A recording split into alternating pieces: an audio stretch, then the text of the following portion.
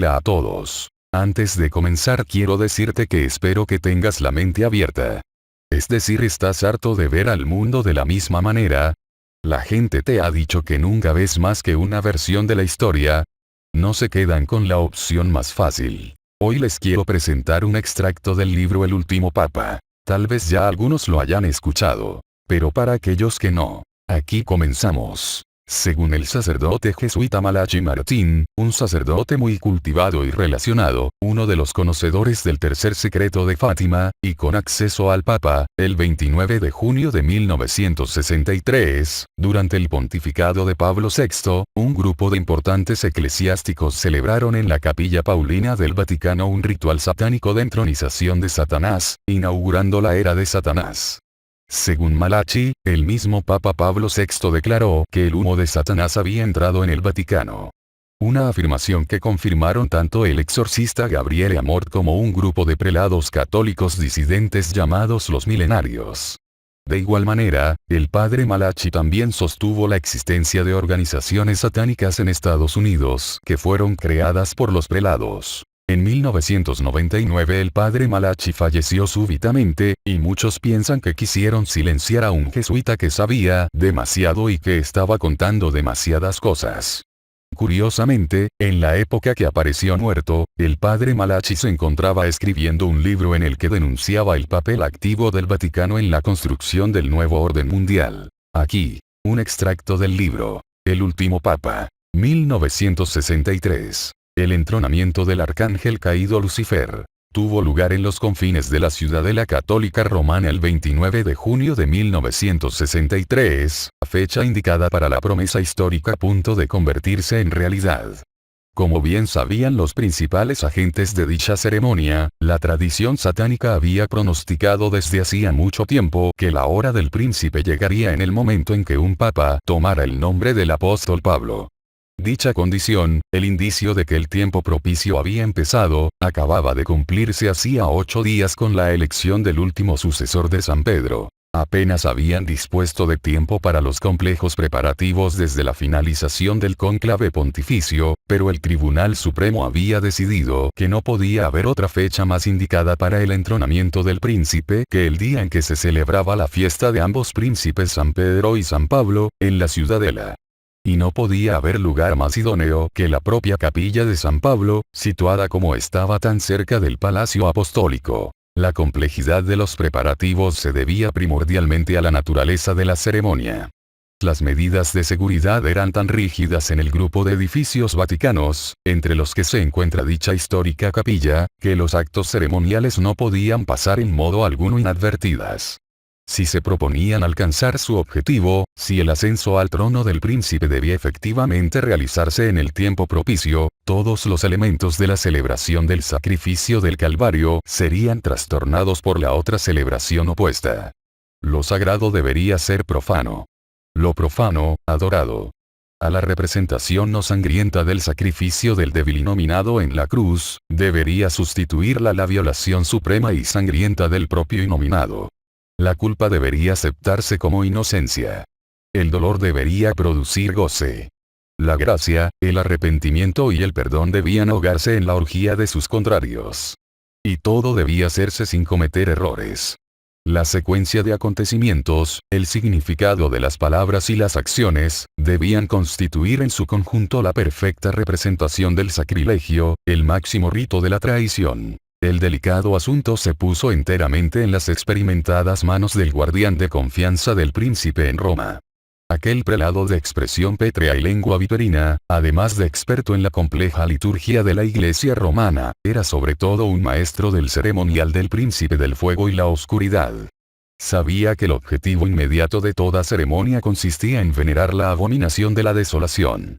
Pero el siguiente objetivo debía ser ahora el de oponerse al débil innominado en su propia fortaleza, ocupar la ciudadela del débil durante el tiempo propicio, para asegurar el ascenso del príncipe en la misma con una fuerza irresistible, suplantar al guardián de la ciudadela y tomar plena posesión de las llaves confiadas por el débil al guardián. El guardián se enfrentó directamente al problema de la seguridad. Elementos tan discretos como el pentagrama, las velas negras y los paños apropiados podían formar parte de la ceremonia romana. Pero las demás rúbricas, como por ejemplo la vasija de huesos y el estrépito ritual, o la víctima y los animales del sacrificio, serían excesivas. Debería celebrarse un entronamiento paralelo.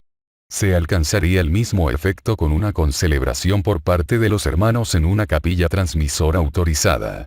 A condición de que los participantes en ambos lugares dirigieran todo elemento de la ceremonia a la capilla romana, la ceremonia en su conjunto alcanzaría su objetivo específico.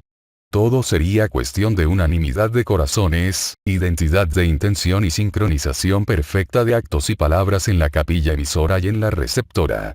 Las voluntades y las mentes de los participantes, concentrados en el objetivo específico del príncipe, trascenderían toda distancia. Para una persona tan experimentada como el guardián, la elección de una capilla emisora era fácil. Bastaba con una llamada telefónica a Estados Unidos. A lo largo de los años, los adeptos del príncipe en Roma habían desarrollado una impecable unanimidad de corazón y una inquebrantable identidad de intención con el amigo del guardián, Leo, obispo de la capilla en Carolina del Sur. Leo no era su nombre, sino su descripción. Sobre su gran cabeza lucía una frondosa cabellera plateada, para todo el mundo semejante a la melena de un león. En los 40 años aproximadamente desde que su excelencia había fundado su capilla, la cantidad y categoría social de los participantes que había atraído, la pundonorosa blasfemia de sus ceremonias y su frecuente disposición a cooperar con quienes compartían su punto de vista y sus últimos objetivos habían establecido hasta tal punto la superioridad de su parroquia que ahora era ampliamente admirada entre los iniciados como la capilla madre en Estados Unidos. La noticia de que dicha capilla había sido autorizada como capilla emisora para un acontecimiento de tanta importancia como el entronamiento del príncipe en el corazón de la ciudadela romana se recibió con sumo júbilo. Además, los amplios conocimientos litúrgicos y la gran experiencia de Leo permitieron ahorrar mucho tiempo. No fue necesario, por ejemplo, evaluar su apreciación de los principios contradictorios sobre los que se estructuraba toda adoración del arcángel. Ni dudar de su deseo de aplicar a aquella batalla la estrategia definitiva, destinada a acabar con la Iglesia Católica Romana como institución pontificia, desde su fundación por el débil nominado. No era siquiera necesario explicar que el último objetivo no era el de aniquilar la organización católica romana. Leo comprendía lo poco inteligente y la pérdida de tiempo que eso supondría. Era decididamente preferible convertir dicha organización en algo verdaderamente útil, homogeneizarla y asimilarla a una gran orden mundial de asuntos humanos. Limitarla a objetivos única y exclusivamente humanistas. El guardián y el obispo estadounidenses, ambos expertos y con los mismos criterios, redujeron sus preparativos para la ceremonia a una lista de nombres y un inventario de las rúbricas. La lista de nombres del guardián que asistirían a la capilla romana la componían hombres de gran talante, clérigos de alto rango e importantes seglares, verdaderos servidores del príncipe en el interior de la ciudadela. Algunos habían sido elegidos, introducidos, formados y promocionados en la falange romana a lo largo de varias décadas, mientras que otros representaban la nueva generación destinada a promulgar la agenda del príncipe durante las décadas venideras. Todos comprendían la necesidad de permanecer inadvertidas, ya que la regla dice, la garantía de nuestro mañana se basa en la convicción actual de que no existimos. La lista de participantes de Leo, distinguidos hombres y mujeres en la vida social, los negocios y el gobierno, era tan impresionante como el guardián esperaba. Pero la víctima, una niña, su excelencia afirmó que constituiría un auténtico galardón para la violación de la inocencia. El inventario de las rúbricas necesarias para la ceremonia paralela se centró principalmente en los elementos que no podían utilizarse en Roma. En la capilla emisora de Leo deberían encontrarse los frascos de tierra, aire, fuego y agua. Comprobado. El osario. Comprobado. Los pilares rojo y negro. Comprobado. El escudo. Comprobado. Los animales. Comprobado. Y así sucesivamente. Comprobado. Comprobado. La sincronización de las ceremonias en ambas capillas era algo con lo que Leo ya estaba familiarizado. Como de costumbre, se imprimirían unos fascículos, y religiosamente denominados misales, para el uso de los participantes en ambas capillas y, también como de costumbre, estarían redactados en un latín impecable. Se establecería una comunicación telefónica entre mensajeros ceremoniales en ambas capillas, a fin de que los participantes pudieran desempeñar sus funciones en perfecta armonía con sus hermanos. Durante el acontecimiento, los latidos del corazón de los participantes deberían estar perfectamente sintonizados con el odio, no el amor. Debería alcanzarse plenamente la gratificación del dolor y la consumación, bajo la dirección de Leo en la capilla emisora.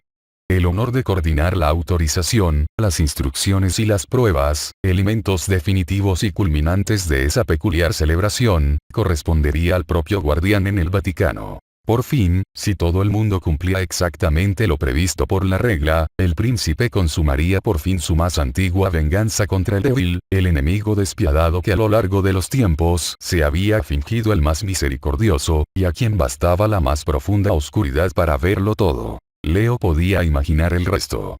El acto del entronamiento crearía un manto perfecto, opaco y suave, como el terciopelo, que ocultaría al príncipe entre los miembros de la iglesia oficial en la ciudadela romana. Entronado en la oscuridad, el príncipe podría fomentar aquella misma oscuridad como nunca hasta entonces. Amigos y enemigos se verían afectados por un igual. La oscuridad de la voluntad adquiriría tal profundidad que ofuscaría incluso el objetivo oficial de la existencia de la ciudadela, la adoración perpetua del Innominado. Con el transcurso del tiempo, el macho cabrío acabaría por expulsar al cordero y tomaría posesión de la ciudadela. El príncipe se infiltraría hasta apoderarse de una casa, la casa, que no era la suya. Piensa, amigo mío, dijo el obispo Leo, casi loco de anticipación. Lo inalcanzable será alcanzado. Este será el coronamiento de mi carrera. El coronamiento del siglo XX. Leo no estaba muy equivocado. Era de noche. El guardián y sus acólitos trabajaban en silencio para dejado todo listo en la capilla receptora de San Pablo. Frente al altar colocaron un semicírculo de reclinatorios. Sobre el propio altar, 5 candelabros con elegantes velas negras. Un paño rojo como la sangre sobre el tabernáculo cubría un pentagrama de plata. A la izquierda del altar había un trono, símbolo del príncipe reinante. Unos paños negros, con símbolos de la historia del príncipe bordados en oro, cubrían las paredes, así como sus hermosos frescos y cuadros, donde se representaban escenas de la vida de Jesucristo y los apóstoles. Conforme se acercaba la hora, empezaron a llegar los verdaderos servidores del príncipe dentro de la ciudadela, la falange romana. Entre ellos se encontraban algunos de los hombres más ilustres que en aquel momento pertenecían al colegio, la jerarquía y la burocracia de la Iglesia Católica Romana, así como representantes seglares de la falange, tan destacados como los miembros de la jerarquía. Tomemos como ejemplo aquel prusiano que entraba ahora por la puerta. Un magnífico ejemplar de la nueva especie laica si jamás había existido. Sin haber cumplido todavía los 40, era ya un personaje importante en ciertos asuntos críticos de carácter transnacional. Incluso la luz de las velas negras hacía brillar la montura de acero de sus gafas y su incipiente calvicie, como para distinguirlo de los demás. Elegido como delegado internacional y representante plenipotenciario en el entronamiento, el prusiano llevó al altar una cartera de cuero que contenía las cartas de autorización y las instrucciones, antes de ocupar su lugar en el semicírculo. Una media hora antes de la medianoche, los reclinatorios estaban ocupados por la generación vigente de una tradición principesca, implantada, alimentada y cultivada en el seno de la antigua ciudadela, a lo largo de unos 80 años. Aunque durante algún tiempo poco numeroso, el grupo había persistido al amparo de la oscuridad como cuerpo exterior y espíritu ajeno dentro de su anfitrión y víctima. Se había infiltrado en las oficinas y en las actividades de la ciudadela romana, y había dispersado sus síntomas por el flujo sanguíneo de la Iglesia Universal, como una infección subcutánea. Síntomas como el cinismo y la indiferencia, fechorías e infidelidades en cargos de responsabilidad, despreocupación por la doctrina correcta, negligencia en juicios morales, desidia respecto a principios sagrados y ofuscación de recuerdos esenciales, así como del lenguaje y actitud que los caracterizaba. Esos eran los hombres reunidos en el Vaticano para el entronamiento, y esa la tradición promulgada mediante la Administración Universal con cuartel general en la ciudadela. Con los misales en la mano, la mirada fija en el altar y el trono, y la mente y la voluntad intensamente concentradas, esperaban en silencio el inicio a medianoche de la fiesta de San Pedro y San Pablo, la quintesencia de los días santos en Roma. La capilla emisora, un amplio salón en el sótano de una escuela parroquial, había sido meticulosamente equipada de acuerdo con las ordenanzas. El obispo Leo lo había dirigido todo personalmente. Ahora, sus acólitos especialmente seleccionados se apresuraban para ultimar los detalles que él comprobaba. Lo primero era el altar, situado en el extremo norte de la capilla. Sobre el mismo yacía un gran crucifijo, con la cabeza hacia el norte. Al lado, el pentagrama cubierto por un paño rojo con una vela negra a cada costado. Encima del mismo, una lámpara roja con su llama ritual. En el extremo este del altar, una jaula, y dentro de la jaula, Flinie, un perrito de 7 semanas al que se había administrado un suave sedante para su breve momento de utilidad al príncipe. Tras el altar, unas velas color azabache a la espera de que la llama ritual entrara en contacto con sus mechas. En el muro sur, sobre un aparador, el incensario y un recipiente con carbón e incienso. Frente al aparador, los pilares rojo y negro de los que colgaba el escudo de la serpiente y la campana de la infinidad. Junto al muro este, frascos de tierra, aire, fuego y agua alrededor de una segunda jaula. En la jaula, una paloma, desconocedora de su suerte como parodia no solo del débil nominado sino de toda la Trinidad. Libro y facistol, dispuestos junto al muro oeste. El semicírculo de reclinatorios, cara al norte, frente al altar. Junto a los reclinatorios, los emblemas de entrada. El osario al oeste, cerca de la puerta. Al este, la media luna creciente y la estrella de 5 puntas, con vértices de astas de chivo erguidas. En cada reclinatorio, un misal que usarían los participantes. Por fin Leo miró hacia la propia entrada de la capilla. Vestimentas especiales para el entronamiento, idénticas a las que él y sus atareados acólitos ya llevaban puestas, colgaban de un perchero junto a la puerta. En el momento en que llegaban los primeros participantes, comparó la hora de su reloj de pulsera con la de un gran reloj de pared. Satisfecho de los preparativos, se dirigió a un gran ropero adjunto que servía de vestidor. El arcipreste y el fray médico habrían preparado ya a la víctima. Faltaban apenas 30 minutos para que el mensajero de la ceremonia estableciera contacto telefónico con la capilla receptora en el Vaticano. Habría llegado la hora. No solo eran diferentes los requerimientos materiales de ambas capillas, sino también los de sus participantes. Los de la capilla de San Pablo, todos hombres, vestían túnicas y fajas según su rango eclesiástico o impecables trajes negros los seglares. Concentrados y resolutos, con la mirada fija en el altar y en el trono vacío, parecían los piadosos clérigos romanos y feligreses laicos que a todas luces aparentaban ser. Con las mismas distinciones de rango que la falange romana, los participantes estadounidenses en la capilla emisora contrastaban no obstante enormemente con sus colegas en el Vaticano. Aquí participaban hombres y mujeres. Y en lugar de sentarse o arrodillarse con un atuendo impecable, a su llegada se desnudaban por completo, para ponerse la túnica sin costuras prescrita para el entronamiento, roja como la sangre en honor al sacrificio, larga hasta las rodillas, desprovista de mangas, escotada y abierta por delante. Se desnudaron y vistieron en silencio, sin prisas ni nerviosismo, con un sosiego ritual, plenamente concentrados. Debidamente ataviados, los participantes pasaron junto al osario para recoger un pequeño puñado de su contenido, antes de ocupar su lugar en el semicírculo de reclinatorios frente al altar. Conforme disminuía el contenido del osario y se iban ocupando los reclinatorios, el barullo ritual empezó a romper el silencio. Sin dejar de sacudir ruidosamente los huesos, cada participante empezó a hablar consigo mismo, con los demás, con el príncipe, o con nadie en particular. No muy estrepitosamente al principio, pero con una cadencia ritual perturbadora. Llegaron más participantes, y cogieron su correspondiente puñado de huesos. El semicírculo se llenó. El ronroneo dejó de ser un suave susurro cacofónico. La persistente algarabía de rezos, plegarias y chirrido de huesos generó una especie de caldeamiento controlado.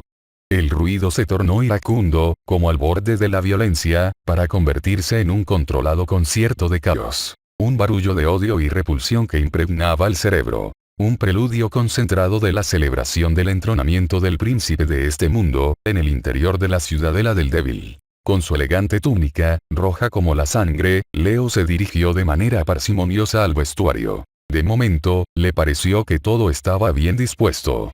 Debidamente ataviado, el arcipreste de gafas y algo calvo, con quien compartiría la dirección de la ceremonia, había encendido una sola vela negra para el inicio de la procesión. Había llenado también un gran cáliz dorado de vino tinto y lo había cubierto con una patena plateada. Sobre esta, había colocado una gran hostia. Un tercer hombre, el fray médico, estaba sentado en un banco. Ataviado como los otros dos, sujetaba a una niña sobre su regazo. Su hija Agnes. Leo observó con satisfacción el aspecto inusualmente tranquilo y complaciente de Agnes. A decir verdad, en esta ocasión parecía lista para el acontecimiento. Llevaba una holgada túnica blanca hasta los tobillos. Y al igual que a su perrito en el altar, se le había administrado un suave sedante para facilitar su función en el misterio. Agnes, susurró el médico al oído de la niña. Ha llegado casi el momento de reunirte con papá.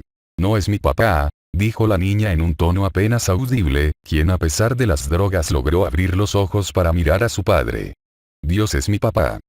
Blasfemia. Exclamó Leo después de que las palabras de la niña transformaran su talante de satisfacción, al igual que la energía eléctrica se convierte en rayo. Blasfemia. Escupió la palabra como una bala. En realidad, su boca se convirtió en un cañón del que emergió un bombardeo de insultos contra el médico. Doctor o no, era un inepto. La niña tenía que haber estado debidamente preparada. Había dispuesto de tiempo más que suficiente para ello. Ante el ataque del obispo Leo, el médico se puso pálido como la cera. Pero no su hija, que hizo un esfuerzo para volver sus inolvidables ojos, enfrentarse a la iracunda mirada de Leo y repetir su desafío. Dios es mi papá. Con las manos temblorosas por la agitación, el fray médico agarró la cabeza de su hija y la obligó a que le mirara. Cariño, le dijo con dulzura. Yo soy tu papá. Siempre lo he sido. Y también tu mamá, desde que ella nos abandonó. No eres mi papá, has dejado que cogieran a Flinie, no hay que hacerle daño a Flinie, es solo un perrito, los perritos son hijos de Dios. Agnes, escúchame. Yo soy tu papá. Ya es hora de que. No eres mi papá, Dios es mi papá, Dios es mi mamá, los papás no hacen cosas que a Dios no le gustan, no eres. Consciente de que la capilla receptora en el Vaticano debía de estar a la espera de que se estableciera el contacto ceremonial telefónico, Leo movió enérgicamente la cabeza para ordenarle al arcipreste que prosiguiera. Como en tantas ocasiones anteriores, el procedimiento de emergencia era el único recurso, y el requerimiento de que la víctima fuera consciente de la primera consumación ritual, significaba que debía llevarse a cabo inmediatamente. Cumpliendo con su obligación sacerdotal, el arcipreste se sentó junto al fray médico y trasladó a Agnes, debilitada por el efecto de las drogas, a su propio regazo. Escúchame, Agnes. Yo también soy tu papá. ¿Te acuerdas del amor especial que existe entre nosotros? ¿Lo recuerdas? Agnes seguía obstinadamente en sus 13. No eres mi papá, los papás no me maltratan, no me hacen daño, no dañan a Jesús. Al cabo de algunos años, el recuerdo de Agnes de aquella noche, ya que por fin la recordó, no contenía ningún aspecto agradable, ningún vestigio de lo meramente pornográfico. Su recuerdo de aquella noche, cuando llegó, formaba un todo con el recuerdo del conjunto de su infancia. Un todo con su recuerdo del prolongado avasallamiento por parte del maligno.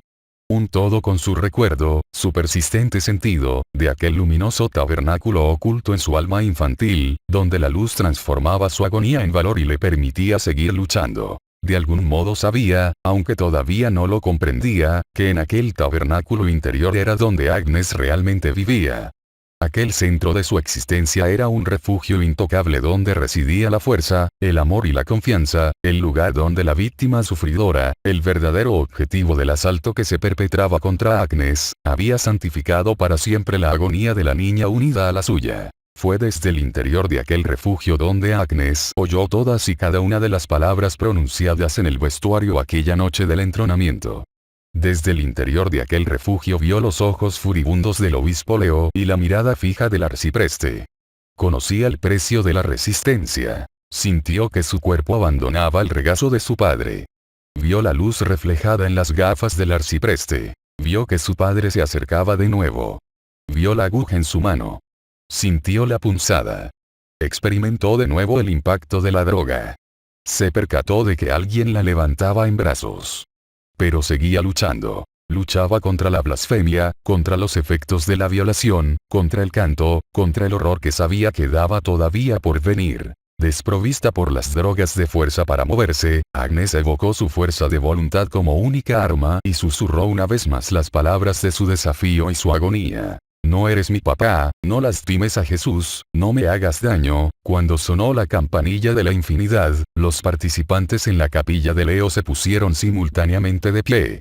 Con los misales en la mano y el lúgubre acompañamiento del tintineo de los huesos, cantaron a pleno pulmón una triunfante profanación del himno del apóstol Pablo. Maranata. Ven, Señor. Ven, oh, príncipe. Ven. Ven. Un grupo de acólitos debidamente entrenados, hombres y mujeres, inició el recorrido del vestuario al altar. A su espalda, demacrado pero de porte distinguido incluso con su vestimenta roja, el fray médico llevó a la víctima al altar y la extendió junto al crucifijo. A la sombra parpadeante del pentagrama velado, su pelo casi tocaba la jaula que contenía su pequeño perro. A continuación y siguiente en rango, parpadeando tras sus gafas, llegó el arcipreste con la vela negra del vestuario y ocupó su lugar a la izquierda del altar. En último lugar apareció el obispo Leo con el cáliz y la hostia, y agregó su voz al himno procesional. Y en polvo te convertirás. Las últimas palabras del antiguo cántico flotaron sobre el altar de la capilla emisora. Y en polvo te convertirás. El antiguo cántico que envolvió el cuerpo lacio de Agnes ofuscó su mente en mayor grado que las drogas, e intensificó el frío que sabía que se apoderaría de ella. Y en polvo te convertirás. Amén. Amén. Las antiguas palabras flotaron sobre el altar de la capilla de San Pablo.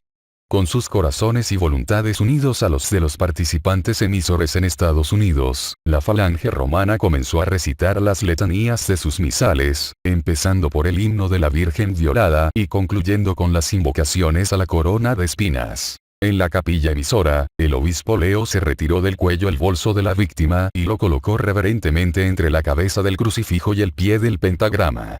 Acto seguido, ante el ronroneo renovado de los participantes y el traqueteo de los huesos, los acólitos colocaron 3 piezas de incienso sobre el carbón encendido del incensario. Casi inmediatamente un humo azul se esparció por la estancia, y su potente olor envolvió por un igual a la víctima, los celebrantes y los participantes. En la mente aturdida de Agnes, el humo, el olor, las drogas, el frío y el barullo se mezclaban para formar una nefasta cadencia. A pesar de que no se dio ninguna señal, el experimentado mensajero ceremonial le comunicó a su corresponsal en el Vaticano que las invocaciones estaban a punto de empezar. De pronto se hizo un silencio en la capilla estadounidense. El obispo Leo levantó solemnemente el crucifijo, lo colocó invertido frente al altar y, mirando a la congregación, levantó la mano izquierda para hacer la señal invertida de la bendición. El reverso de la mano cara a los participantes, el pulgar sujetando los dedos corazón y anular pegados a la palma de la mano y el índice y el meñique levantados para simbolizar los cuernos del macho cabrío. Invoquemos. En un ambiente de fuego y oscuridad, el principal celebrante en cada capilla entonó una serie de invocaciones al príncipe. Los participantes en ambas capillas respondieron a coro. Luego, y solo en la capilla emisora en Estados Unidos, un acto apropiado siguió a cada respuesta. Una interpretación ritual del espíritu y del significado de las palabras. La perfecta coordinación de palabras y voluntades entre ambas capillas era responsabilidad de los mensajeros ceremoniales, que se mantenían en contacto telefónico. De aquella perfecta coordinación se tejería la sustancia adecuada de intención humana, que arroparía el drama del entronamiento del príncipe. Creo en un poder, declaró con convicción el obispo Leo. Y su nombre es Cosmos, respondieron los participantes en ambas capillas, fieles al texto invertido de sus misales latinos. La acción apropiada tuvo lugar a continuación en la capilla emisora. 2 acólitos incensaron el altar. Otros 2 recogieron los frascos de tierra, aire, fuego y agua, los colocaron sobre el altar, inclinaron la cabeza frente al obispo y regresaron a sus respectivos lugares. Creo en el único hijo del amanecer cósmico, discantó Leo. Y su nombre es Lucifer. Segunda respuesta de la antigüedad. Los acólitos de Leo encendieron las velas del pentagrama y lo incensaron. Creo en el misterioso. Tercera invocación. 10. Y él es la serpiente venenosa en la manzana de la vida. Tercera respuesta. Con un constante traqueteo de huesos, los asistentes se acercaron al pilar rojo y giraron el escudo de la serpiente, en cuyo reverso se mostraba el árbol de la sabiduría. El guardián en Roma y el obispo en Estados Unidos discantaron la cuarta invocación. Creo en el antiguo Leviatán. Al unísono, a través de un océano y un continente, se oyó la cuarta respuesta. Y su nombre es odio. Se incensaron el pilar rojo y el árbol de la sabiduría. Quinta invocación. Creo en el antiguo zorro. Y su nombre es mentira, fue la quinta respuesta. Se incensó el pilar negro, como símbolo de todo lo desolado y abominable. A la luz parpadeante de las velas y envuelto en una nube de humo azulado, Leo dirigió la mirada a la jaula de Flinge, situada junto a Agnes sobre el altar. El perrito estaba ahora casi atento, e intentaba levantarse en respuesta a los cánticos, el tintineo y el traqueteo. Leo leyó la sexta invocación. Creo en el antiguo cangrejo. Y su nombre vive en el dolor, fue la sexta respuesta a coro. Clic, clac, hacían los huesos. Con todos los ojos clavados en él, un acólito subió al altar, introdujo la mano en la jaula donde el perrito movía alegremente la cola, inmovilizó al inofensivo animal con una mano, ejecutó una impecable vivisección con la otra y extrajo en primer lugar los órganos reproductivos del ululante animal. Con la experiencia que le caracterizaba, el ejecutante prolongó tanto la agonía del perrito como el júbilo frenético de los participantes, en el rito de la imposición de dolor. Pero no todos los sonidos se ahogaron en el barullo de la temible celebración. Aunque apenas audible, persistía la lucha de Agnes por la supervivencia. Su grito silencioso ante la agonía de su perrito. Susurros mascullados. Súplicas y sufrimiento. Dios es mi papá. Santo Dios. Mi perrito. No dañéis a Flinge. Dios es mi papá. No dañéis a Jesucristo, Santo Dios. Pendiente de todos los detalles, el obispo Leo bajó la mirada para contemplar a la víctima. Incluso en su estado semiconsciente, todavía luchaba. Todavía protestaba. Todavía sentía el dolor. Todavía rezaba con una resistencia férrea. Leo estaba encantado. Era una víctima perfecta. Ideal para el príncipe. Sin piedad ni pausa, Leo y el guardián recitaron con sus respectivas congregaciones el resto de las 14 invocaciones, seguidas cada una de ellas de la respuesta correspondiente, que convertían la ceremonia en un alborotado teatro de perversión. Por fin, el obispo Leo dio por concluida la primera parte de la ceremonia con la gran invocación. Creo que el príncipe de este mundo será entronado esta noche en la antigua ciudadela, y desde allí creará una nueva comunidad. Y su nombre será la Iglesia Universal del Hombre. El júbilo de la respuesta fue impresionante, incluso en aquel ambiente nefasto. Había llegado el momento de que Leo levantara a Agnes del altar, para tomarla en sus brazos, y de que el arcipreste levantara a su vez el cáliz con su mano derecha y la hostia con la izquierda. Había llegado el momento de que Leo recitara las preguntas rituales del ofertorio, a la espera de que los congregantes leyeran las respuestas en sus misales. ¿Cuál era el nombre de la víctima una vez nacida?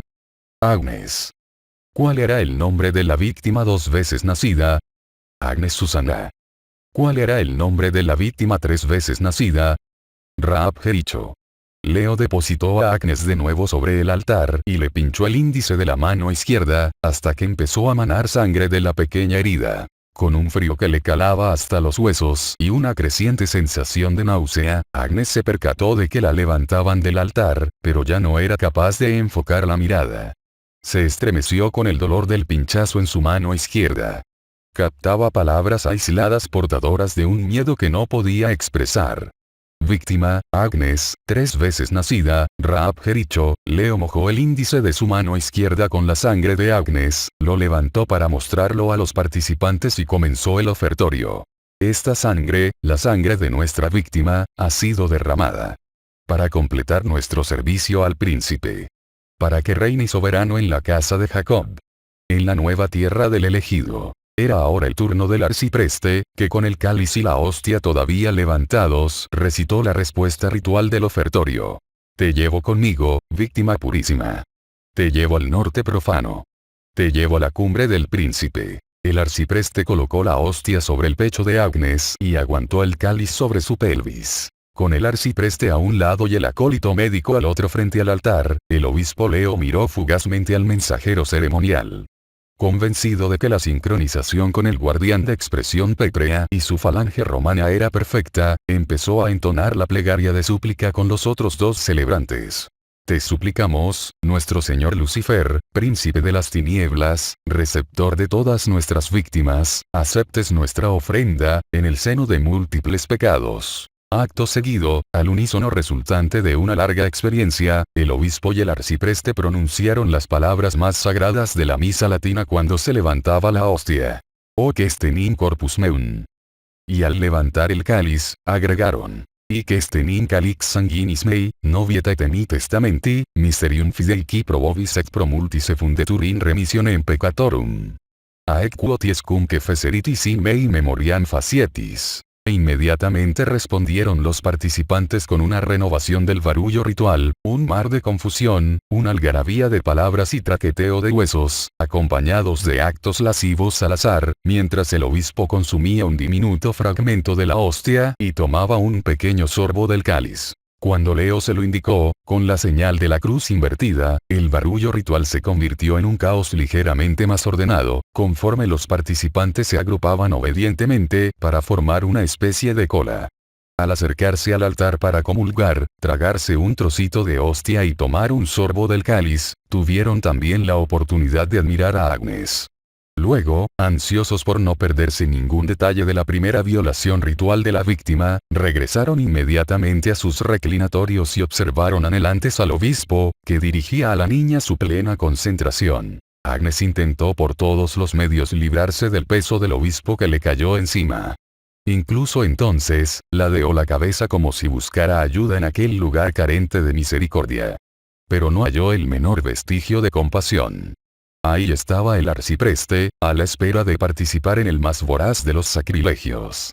Ahí estaba su padre, también a la espera. Los reflejos rojos de las velas negras en sus ojos. El propio fuego en su mirada. Dentro de aquellos ojos. Un fuego que seguiría ardiendo mucho después de que se apagaran las velas. Que siempre ardería. La agonía que se apoderó de Agnes aquella noche en cuerpo y alma fue tan intensa que pudo haber abarcado el mundo entero. Pero ni un solo instante estuvo sola en su agonía. De eso estuvo siempre segura. Conforme aquellos servidores de Lucifer la violaban sobre aquel altar sacrílego y maldito, violaban también al Señor, que era su padre y su madre. Así como el Señor había transformado su debilidad en valentía, había santificado también su profanación con los abusos de su propia flagelación y su prolongado sufrimiento con su pasión. Aquel Dios, aquel Señor que era su único padre, su única madre y su único defensor, Agnes dirigía sus gritos de terror, horror y dolor. Y fue en él en quien se refugió cuando perdió el conocimiento. Leo se situó de nuevo frente al altar, con el rostro empapado de sudor, alentado por aquel momento supremo de triunfo personal. Miró al mensajero ceremonial y movió la cabeza. Un momento de espera. El mensajero asintió. En Roma estaban listos. Por el poder investido en mí como celebrante paralelo del sacrificio y la consecución paralela del entronamiento, induzco a todos los aquí presentes y a los participantes en Roma a invocarte a ti, príncipe de todas las criaturas. En nombre de todos los reunidos en esta capilla y en el de nuestros hermanos en la capilla romana, te invoco a ti, oh príncipe.